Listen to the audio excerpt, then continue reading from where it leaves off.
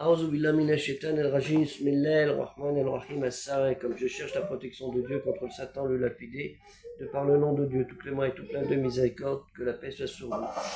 Tout le monde, pour les croyants, connaissent les 4 premiers dirigeants de la Ummah Islamiyya, la communauté musulmane, après le décès de Mohammed sallallahu alayhi wa sallam, sous le salut et la paix en 632, qu'on nomme les successeurs bien-aimés et Rashidoun, aussi nommés Khilafa et Rashida, qui fut de la période de 632 à 661. Il portait aussi le titre de commandeur des croyants, Amir el-Mouminin. Ce titre fut aboli par contre chez les chiites après la mort de Ali ibn Abu Talib.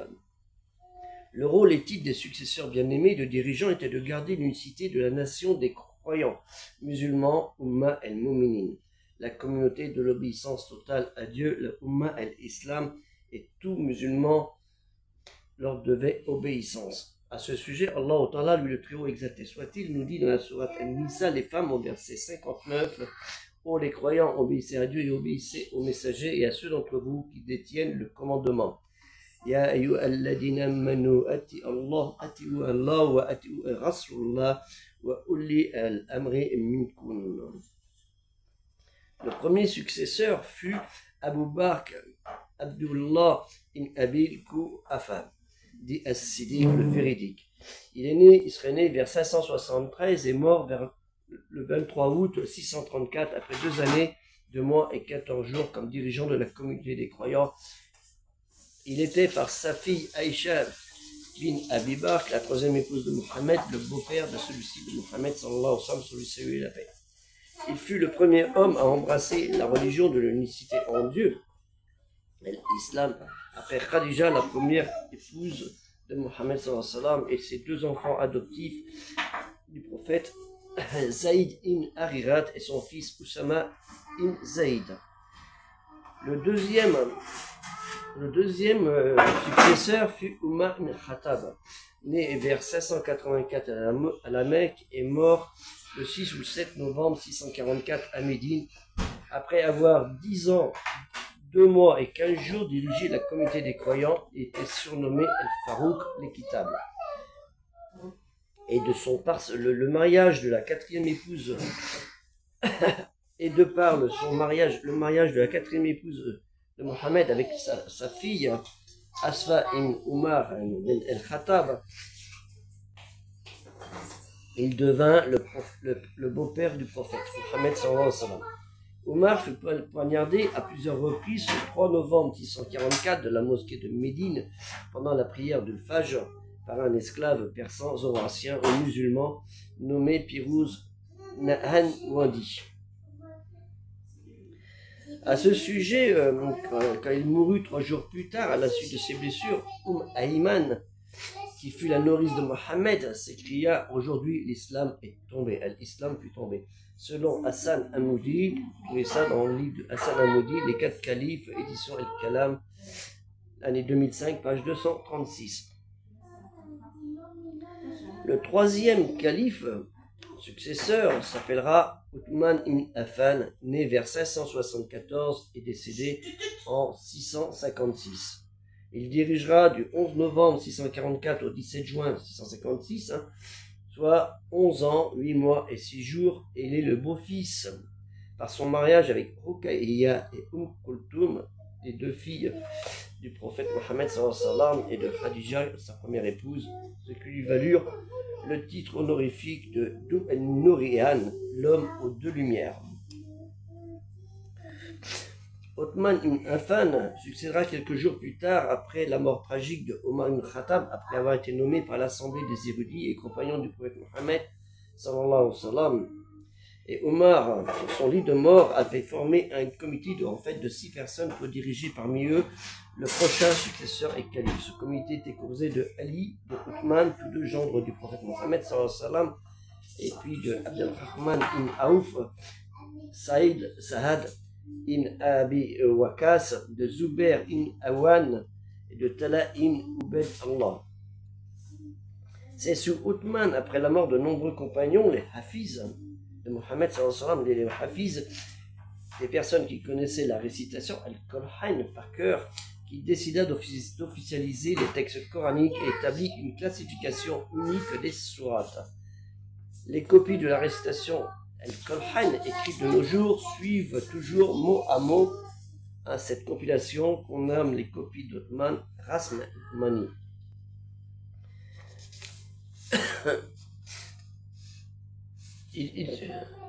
Il reçut 9 coups de couteau d'un certain, dans son autour de la Mecque, il reçut 9 coups de couteau de poignard d'un certain Amik el-Khuzia, son probable assassin, et Naïla bint el-Fourafissa, sa 10e épouse, eut les doigts tranchés en ce moment voulant s'interposer. Othman avait dit avant son assassinat: hier j'ai vu Mohammed en rêve, ainsi qu'Abou Bakr et Omar, qui m'ont dit: patiente, car tu déjeuneras auprès de nous la nuit prochaine. Le 4e successeur s'appellera Ali ibn Abi Talib, qui est décédé vers l'âge de 63 ans le 29 janvier 661. Il sera le successeur, le calife, durant près de 5 années. Ali était le cousin germain de Mohammed sallallahu alayhi wa sallam. Il serait né vers 600 à la Mecque, une dizaine d'années avant le début de la mission prophétique du prophète Mohammed sallallahu alayhi wa sallam, sur lui la paix. Ali a été à la fois le protégé, le cousin, le disciple et le gendre de celui-ci, puisqu'il a épousé Fatima Zahra, fille du prophète Mohammed sallallahu alayhi wa sallam, et de sa première épouse Khadija bin Khuwaylid. Ali fait partie des gens de la maison, qu'on appelle les gens de la maison Oula el-Bayt, de la famille du prophète, qui tient une place de haut rang dans l'islam, et fut le père de Hassan, de Hussein, de Zineb, et aussi de Zineb al-Soura bin Ali, dit Khoutoum, et de Mohammed ibn An-Nafiya, entre autres. Il a eu près de 13 enfants. Ali ibn Abi Talib, qui n'était plus à Médine, se retira dans la maison horrifiée par les événements du meurtre du calife précédent. Les mêmes compagnons de Mohammed, les Sahaba qui ont élu Othman, vinrent le voir afin de lui demander d'être leur chef. Il refusa au début, mais accepta quelques jours à la demande générale dans la mosquée de Médine, devant une foule d'assemblées. Durant le début de sa période, et surtout au moment après l'assassinat de Othman, comme calife, il se heurta à des revendications où les gens lui demandaient d'appliquer la loi du talion par rapport aux assassins de Othman. Parmi les partisans de l'application de la loi du talion sur les assassins de Othman ibn Affan, Aïcha, la veuve de Mohammed, sallallahu alayhi wa sallam, ainsi que les compagnons du prophète Tala ibn Ubadallah et Abdallah ibn Zubair, le fameux celui qui détruisit une partie de la Mecque et de la Kaaba, qu'il vainquit bien avant à la bataille de Basra, la bataille du chameau, Maraka el-Jamel, en décembre 656. D'où Tala ibn Abdallah décédera. Lors de la bataille de Siffin, Maraka Siffin en Syrie, qui eut lieu entre le mai et juillet 667, Ali dut affronter le gouverneur de Damas, le fils d'Abu Sufyan, Muawiyah, membre de la famille de Othman ibn Affan. Alors qu'il avait l'avantage, il accepte l'idée d'un arbitrage, mais celui-ci tourne en sa défaveur. Ali conserve néanmoins un certain pouvoir et se replie dans la ville de Koufa en Irak, dont il en fera sa capitale. Parmi ses fidèles, certains lui reprochent d'avoir accepté de se soumettre à un arbitrage humain et quittèrent ses rangs. On les appellera les Kharijites, les sortants. Plus tard, ils entrèrent ouvertement en rébellion contre Ali et les vainquirent à la bataille de Nahrawan en Irak en 658. Décidés de venger leur mort, les Kharijites firent assassiner Ali alors qu'il se prosternait devant la prière, lors de la prière de Salat al-Fajr, de l'aube, lever du soleil, par un certain Abdelrahman ibn Mujlam. Ali est également considéré comme le maître de la rhétorique arabe et l'auteur de nombreuses citations, sermons et réflexions qui ont été recueillis dans divers livres tels que Naj al-Balagha, la voix de l'éloquence, surtout étudié chez les chiites, mais que je possède le livre à la maison. Ça, c'est pour les 4 premiers califes. On va pas faire la liste de tous parce qu'il y en aurait beaucoup, mais ce qui est intéressant, je vous poserai la question: connaissez-vous le dernier calife, le dernier successeur en fonction? En fait, il s'agit de Hussein bin Ali el-Hashimi, qui fut en cette année 1924, dont le titre fut aboli par Mustafa Kemal Atatürk, que tout le monde connaît. Il était l'avant-dernier shérif de la Mecque jusqu'en 1924, ne lui restant simplement roi du Hedjaz en 1916 jusqu'en 1924.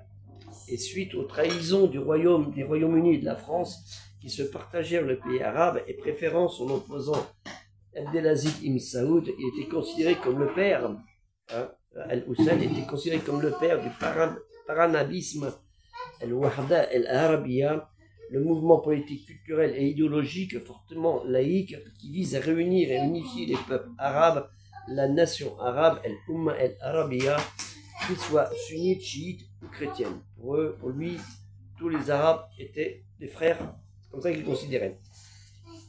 Il se proposa aussi de défendre l'identité arabe et commença à décliner dans les années 1970, avec l'intensité des mouvements idéologiques religieux plus fondamentalistes, voire pour certains dans l'intolérance envers les autres courants religieux du monde arabe.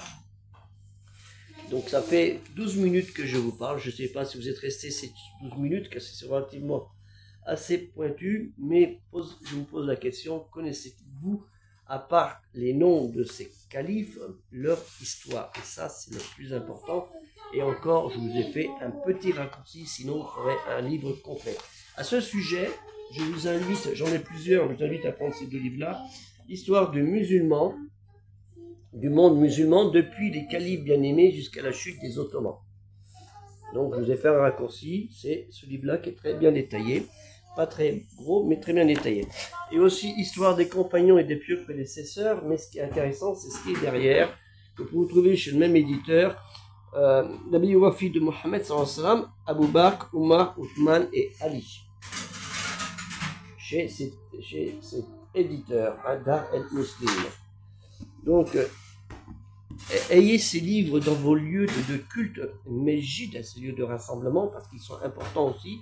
Il ne suffit pas de prendre de Al-Qur'an simplement, mais aussi de connaître la biographie du prophète Mohammed sallallahu alayhi wa sallam, et aussi qu'est-ce qui s'est passé dans le monde musulman pendant près de 14 siècles, et malheureusement, une grande partie de la communauté des croyants, al-Mu'minin, ne connaît pas cela. Et ça, c'est bien grave, c'est peut-être ce qui nous fait défaut, et ce qui fait que nous sommes un peu divisés, dispersés, et ayant un peu de rancune envers quiconque. Que la paix soit sur vous, assalamu alaikum, et aider le projet culturel musulman universel par un don fraternel et généreux.